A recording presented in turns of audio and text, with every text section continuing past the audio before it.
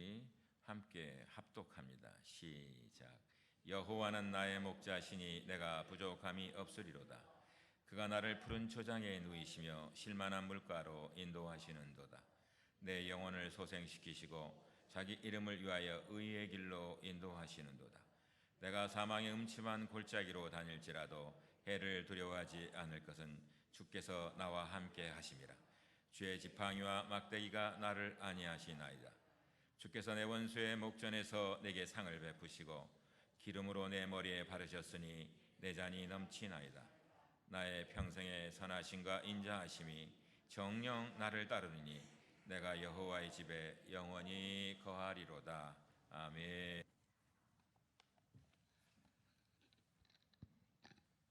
네, 오늘 직원 헌신 예배 우리 사랑하시는 우리 한빛성도 여러분들과 함께 하나님 말씀을 나눌 수 있게 된 것을 진심으로 감사합니다. 저에겐 특별히 감사한 것 세 가지가 있습니다.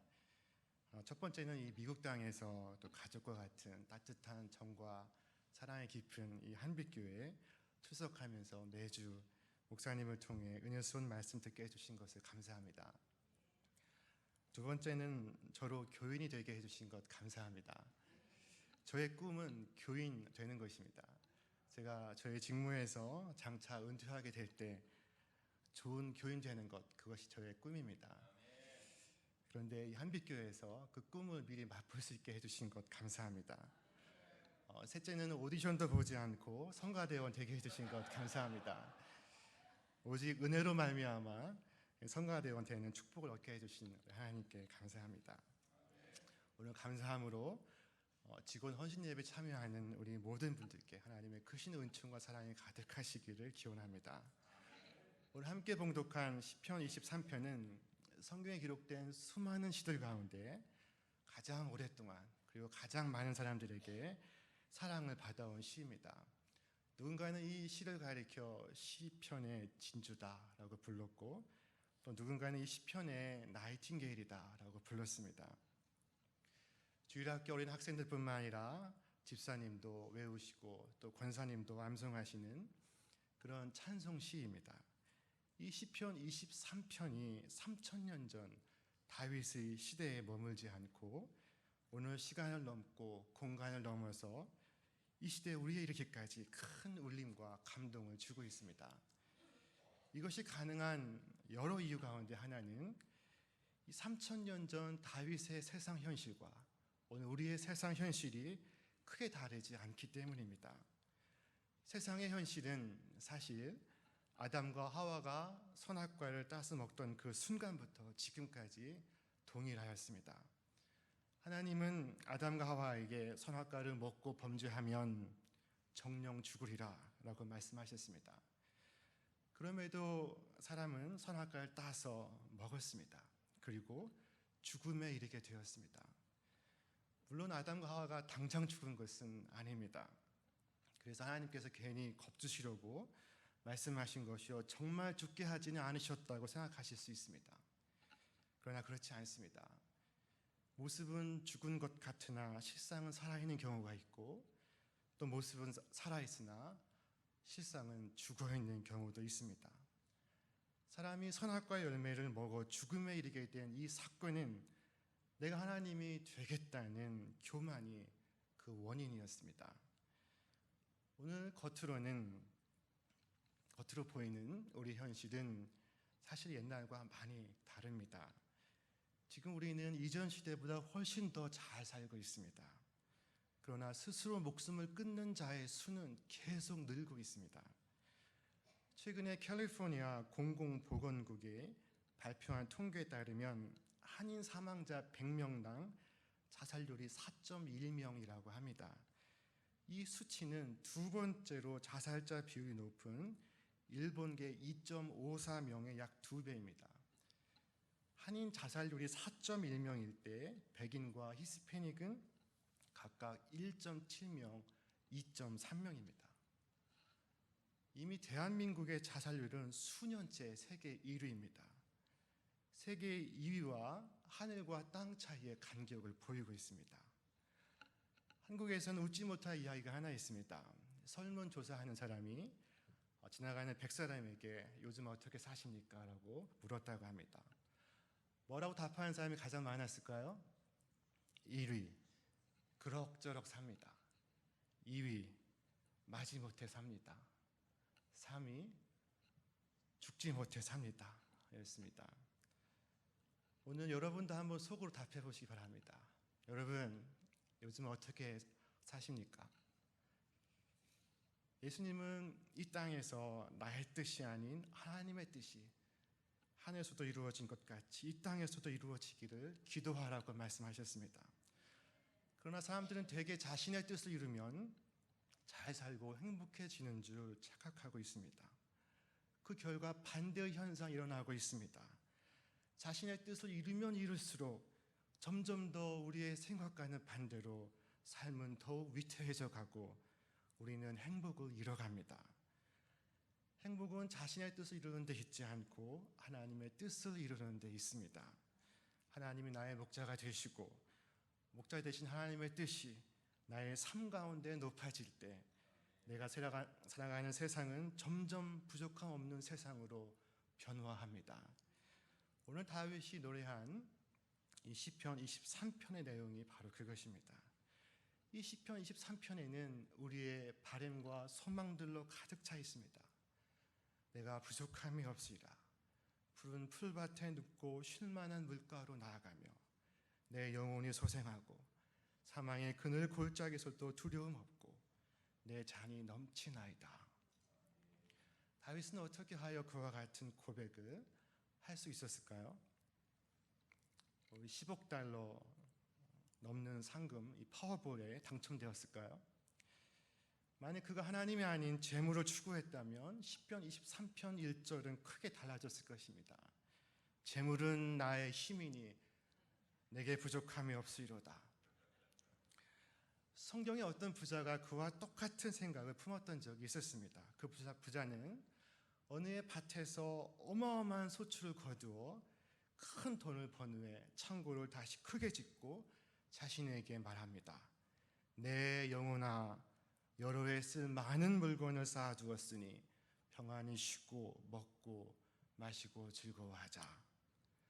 그런데 그날 밤 하나님으로부터 다음과 같은 음성을 듣습니다. 어리석은 자여, 오늘 밤에 네 영혼을 도로 찾을 것이니 그러면 네 준비한 것이 네 것이 되겠느냐. 놀랍게도 창고에 곡식이 가득하면 비로소 잘 살 수 있으리라는 생각은 선악과를 따서 먹으면 잘 살 수 있으리라는 것처럼 우리를 속이고 우리를 망하게 하는 생각입니다. 더 이상 바랄 것 없이 만족한 삶을 살았던 다윗은 그렇게 말하지 않았습니다.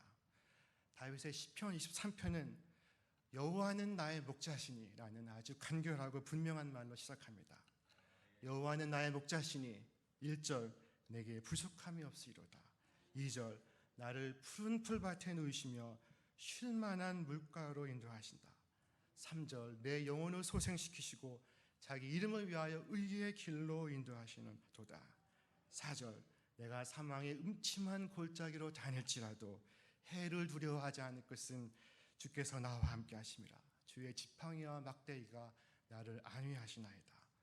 5절 주께서 내 원수의 목전에서 내게 상을 차려주시고 기름을 내 머리에 부으셨으니 내 잔이 넘치나이다. 6절 내 평생의 선하심과 인자하심이 반드시 나를 따르리니 내가 여호와의 집에 영원히 살리로다. 이 시편 23편에서 가장 중요한 말씀은 그 첫머리 여호와는 나의 목자시니라는 말씀입니다. 나머지 1절부터 6절까지 모든 내용은 여호와는 나의 목자시니에 딸린 패키지입니다.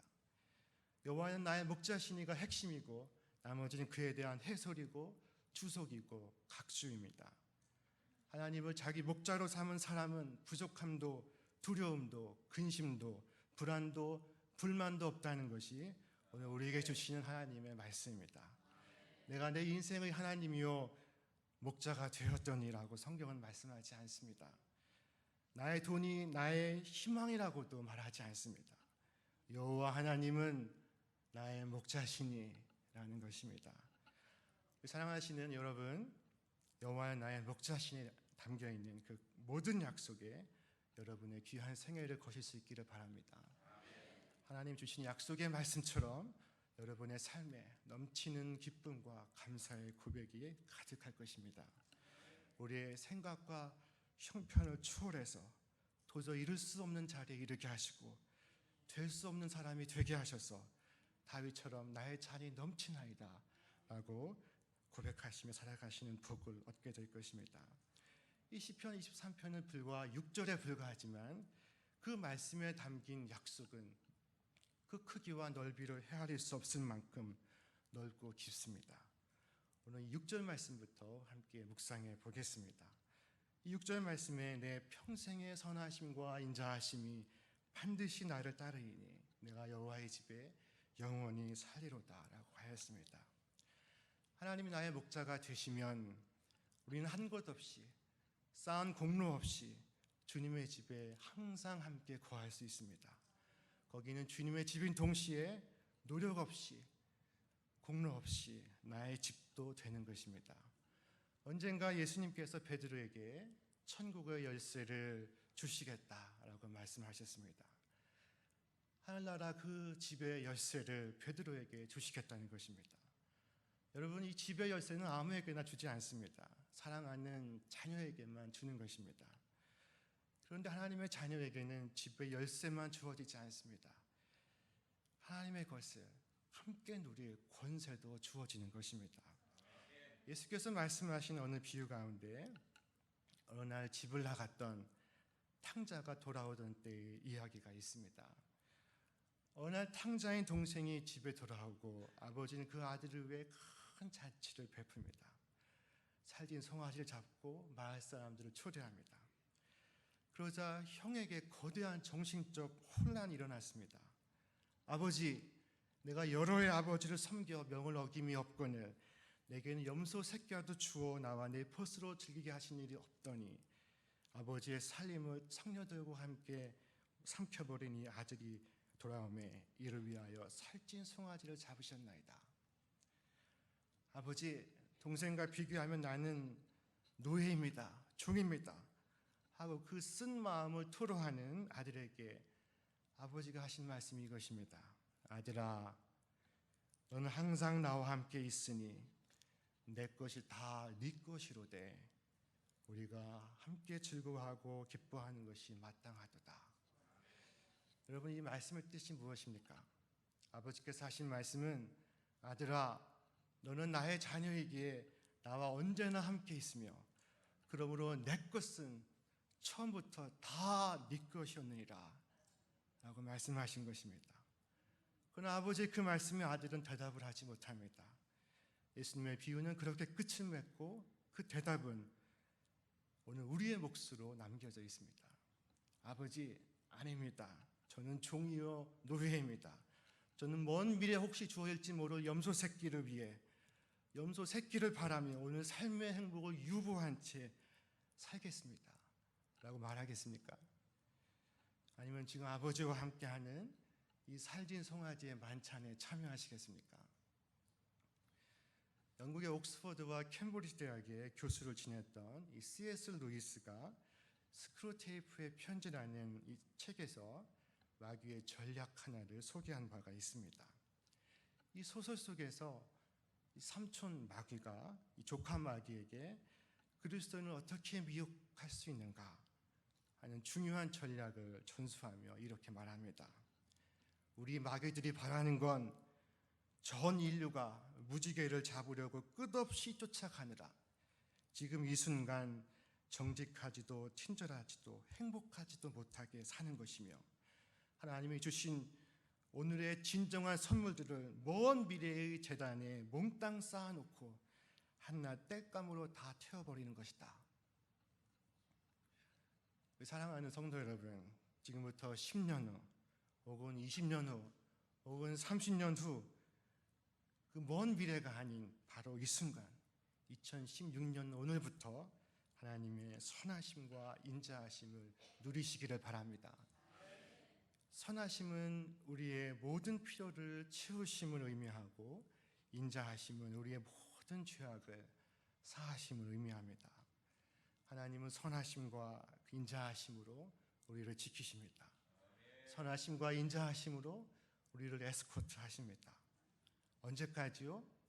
평생토록 하십니다. 내 평생에 선하심과 인자하심이 반드시 나를 따르리니. 영어 성경은 하나님의 선하심과 인자하심이 Follow me all the days of my life라고 기록하고 있습니다. 여러분, 주님이 어떤 분이십니까? 주님은 하늘 보좌에 좌정하셔서 우주 만물을 다스리시고 통치하시는 분이십니다. 그런데 그 주님이 우리를 따라다니신다고 하십니다. Follow me all the days of my life. 아장아장 걸어다니는 아이를 아빠 엄마가 함께 하듯이 단 며칠이 아니라 단 몇 년 동안이 아니라 우리의 평생에 선하심과 인자하심으로 우리를 따라다니십니다. 여러분이 한국에 계실 때에도, 또 지금 미국에 계실 때에도, 또 불현듯 직장을 잃게 되었을 때에도, 또 가정에 갑작스러운 위기가 닥쳐왔을 때에도, 외롭고 아프고 절망하고 고통할 때에도 주님께서 우리를 따라다니시며 살피십니다. 우리의 생각은 때때로 바뀔 수 있습니다. 우리의 기분은 때때로 변할 수 있습니다. 그러나 하나님은 바뀌지 않으시고 변하지 않으십니다. 그는 변함도 없으시고 회전하는 그림자도 없으시니라. 야고보서 1장 17절 말씀입니다. 우리의 믿음은 흔들릴 수 있어도 주님의 믿음은 흔들리지 않습니다. 디모데후서 2장 13절에 이르기를 우리는 미쁨이 없을지라도 주는 항상 미쁘시니 자기를 부인할 수 없으심이라. 그러므로 다윗의 고백처럼 오늘 우리 역시 내 평생의 선하심과 인자하심이 반드시 나를 따르리니 라고 우리는 말할 수 있습니다. 장래 일에 대해서도 우리는 두려워할 것이 없습니다. 그 무엇도 하나님의 보호를 대체할 수 없습니다. 2절에서 다윗이 고백합니다. 그가 나를 푸른 풀밭에 누이시며 쉴만한 물가로 인도하신다. 여러분, 이 성경에서 당시 역사의 현실을 추출하는 가장 간단한 방법은 이 신앙의 고백을 하나씩 뒤집어 보는 것입니다. 그러니까 푸른이라는 말을 뒤집으면 빨갛다는 의미이고, 평온한 풀밭이라는 사실은 뒤집으면 평온하지 않은 전쟁터라는 것입니다. 쉴만한 물가라는 것은 사실은 쉼도 없고 물도 없는 광야라는 의미입니다. 그러니까 사실 그곳은 푸른 초장 쉴만한 물가가 아니라 피가 튀는 전쟁터, 물도 없고 쉼도 없는 광야의 한복판이라는 것입니다. 다윗은 그곳에서 시편 23편을 부르고 있는 것입니다. 다윗은 일생 동안 국경을 넘나들며 찌르고 죽이는 치열한 전쟁터에서 살았습니다. 외부의 적들과 싸우고 내부의 적들과 싸우며 자신의 아들들에게 쫓기기도 하고 믿었던 신하들에게 배신을 당하기도 합니다. 얼마나 적들이 많았든지 다윗은 하나님께 고백하기를 하나님이여 나의 대적이 어찌 그리 많은지요 일어나 나를 치는 자가 많소도이다. 이 하루는 다윗이 하나님, 제가 하나님의 성전을 건축하겠습니다 하고 말하자 하나님께서 직접 만류하십니다. 다윗아, 너는 네 손에 피를 너무 많이 흘렸으니 네 피 묻은 손으로 나의 전을 찢지 말지어다. 하나님께서 그의 험악한 생애를 피로 얼룩진 피투성이로 인정하신 것입니다. 그런 다윗이 하는 고백이 푸른 풀밭에 눕고 쉴만한 물가에서 쉬기도 한다는 것입니다. 여러분, 어떻게 이것이 다윗에게 가능할 수 있었습니까? 피 흘리며 죽고 죽이는 치열한 전쟁터 현실에서 어떻게 그는 무사태평, 천하태평, 만사태평 할 수 있었습니까? 여러분, 이 같은 반전이 가능한 이유는 무엇입니까? 다시 한번 그것은 여호와는 나의 목자시기 때문입니다. 그가 누린 쉼과 평화 역시 여호와는 나의 목자시니에 담겨있는 패키지 가운데 하나였던 것입니다. 다윗은 광야에서 양을 치면서 맹수들과 대적했을 때에도, 들판을 가득 채운 적군을 눈앞에 두었을 때에도, 사울 왕에게 쫓기며 하루하루 목숨을 이어갈 때에도 진정한 쉼을 누리고 있었습니다. 그것은 바로 하나님을 자신의 삶의 목자로 믿고 의지하였기 때문에 가능했던 것입니다. 하나님을 하나님으로, 목자로, 아버지로 믿고 의지하였기 때문에 가능할 수 있었습니다. 하나님의 자녀는 하나님과 자신의 관계가 분명합니다. 자신은 하나님이라고 생각하지 않습니다. 자신은 자신의 인생의 목자라고 여기지 않습니다. 입으로만 하나님, 입으로만 주님 하는 것이 아닙니다. 언제나 자신의 삶 속에서 하나님의 뜻을 높이며 하나님이 나의 목자요, 보호자요, 반석이심을 믿고 살아가는 것입니다. 돈이 아니고 하나님입니다. 금이나 은이 아니고 하나님입니다. 오늘 저와 여러분의 소망은 하나님께 있습니다. 아무리 세상 힘들고 어려워도 하나님과의 관계만 좋으면 괜찮습니다. 아무리 겉으로 보이는 세상이 힘들고 어려워도, 아무리 애매한 고난과 고통을 다 당한다 하여도 사실 그 힘든 것 많아서 못 사는 것이 아니라 하나님을 하나님으로, 전능하신 하나님을 나의 목자로 믿고 의지하는 믿음이 없어서 못 사는 것입니다. 여러분, 다윗처럼 하나님을 여러분과 여러분 가정의 목자로 삼으시길 주님의 이름으로 축원합니다. 그래야 2016년 우리 모두, 어린아이도 어르신도 한 사람도 예외 없이 하나님의 은혜 가운데 잘 살아가시길 주님의 이름으로 축복합니다. 저와 함께 근무하시는 어느 교수님 가운데 휴전선 부근 비무장지대에 매설되어 있는 지뢰 제거를 위해 앞장서 일하시는 분이 계십니다. 이분이 세계 대인 지뢰 대책회의 한국 대표로 계십니다. 이분에 의하면 우리 남한에 매설된 지뢰의 양이 약 100만 개로 추정이 된다고 합니다. 그러나 그 정확한 수 헤아릴 수 없다고 합니다. 지금의 이 비무장지대에 무작위로 지뢰를 매설했고, 그리고 시간이 흐르고 또 비가 내리고 또 세월이 흘러가면서 흙에 쓸리고 또 비에 묻혀서 흘려서 그 위치가 어디인지 추적할 수 없다고 하는 것입니다. 이 지뢰 때문에 지금도 많은 사건 사고가 일어나고 있습니다. 어린아이들이 호기심으로 가지고 놀다가 사고 나기도 하고, 농사꾼이 밭을 갈다가 목숨을 잃기도 합니다.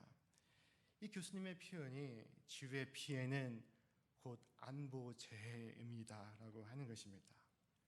그런데 여러분, 우리의 삶이 바로 이 지뢰밭입니다.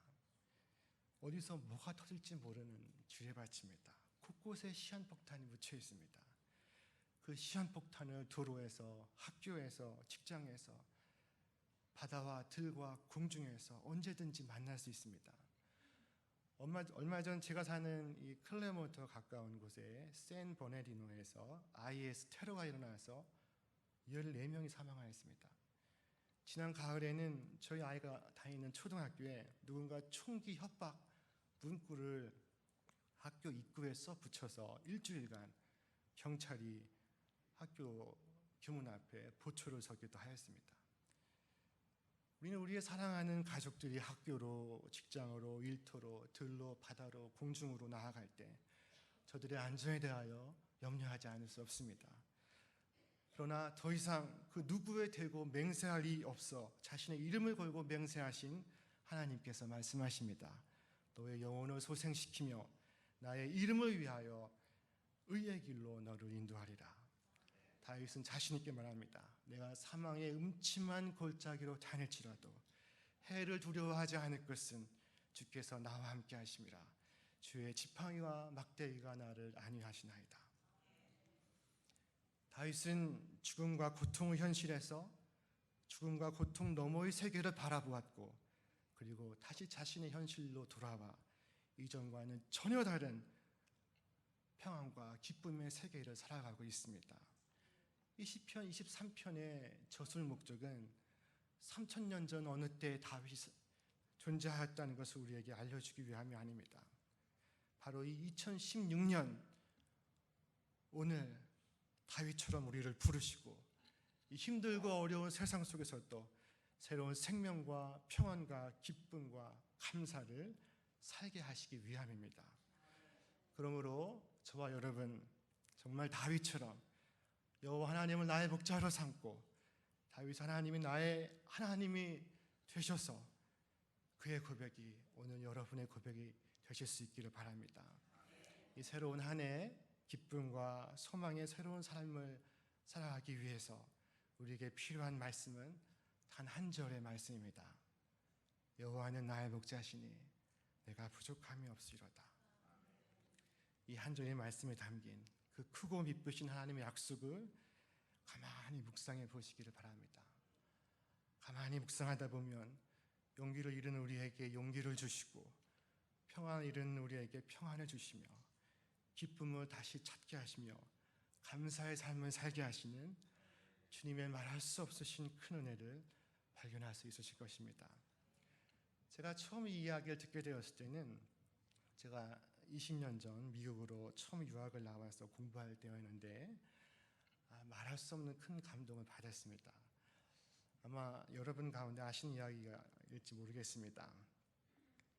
오래전 한국의 두메산골에 그 전화가 귀하던 시절에 어느 시골 교회에서 부흥회를 계획하고 있었습니다. 이 시골 교회에서 서울의 어느 어르신 목사님을 부흥회 강사로 초대하였습니다. 그런데 부흥회가 가까우자 이 설교의 제목과 본문을 가르쳐 주시기 위하여 서울의 그 목사님께서 시골 교회로 전화를 하셨습니다. 네, 설교 본문은 시편 23편 1절로 6절입니다. 제목은 여호와는 나의 목자시니입니다.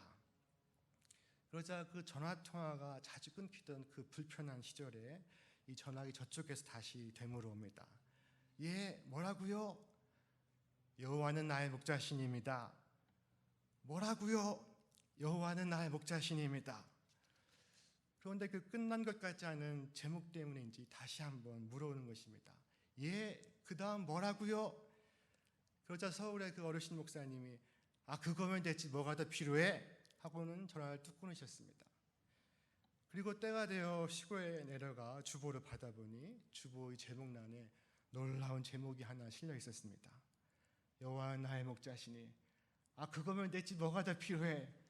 라고 하는 것입니다. 여러분, 제가 여호와는 나의 목자시니 하면 여러분은 저를 향하여 그거면 됐지 뭐가 더 필요해? 외치시기 바랍니다. 여호와는 나의 목자시니 안 하신 분이 한 분 계십니다. 우리 성가대가 여호와는 나의 목자시니 하시면 우리 모두가 외치겠습니다. 그거면 됐지 뭐가 더 필요해? 자, 성가대 한번 하시겠습니다. 여호와는 나의 목자시니 그거면 됐지 뭐가 더 필요해?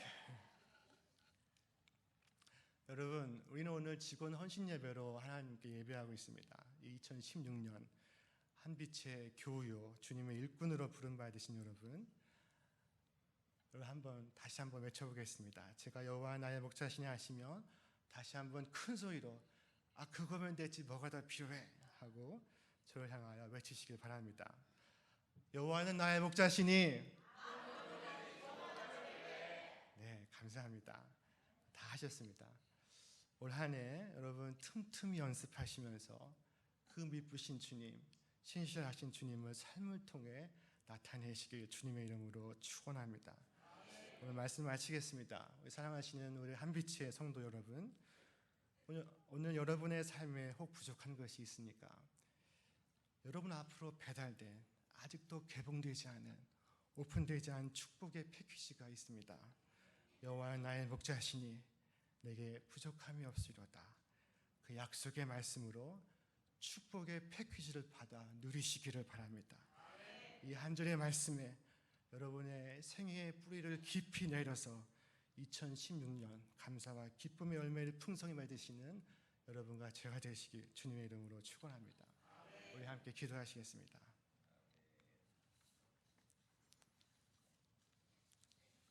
하나님, 이 시간 생명의 말씀으로 우리를 새롭게 하시니 감사합니다. 비록 오늘의 눈에 보이는 현실은 고난일지라도 그 옛날 달과 같이 주 하나님을 나의 목자로 삼아 다윗의 부른 기쁨의 노래가 오늘 우리 마음의 노래가 되게 하시며 그가 얻은 구원과 평화, 감사와 기쁨이 오늘 우리 영혼의 고백이 되게 하여 주시옵소서. 언제나 어디서나 주님을 의지하고 의뢰함으로 다윗이 그 누린 축복을 지금 우리도 누리게 하여 주시옵소서. 이 모든 말씀 우리를 사랑하시는 우리 주 예수 그리스도의 이름으로 간절히 기도하옵나이다. 아멘.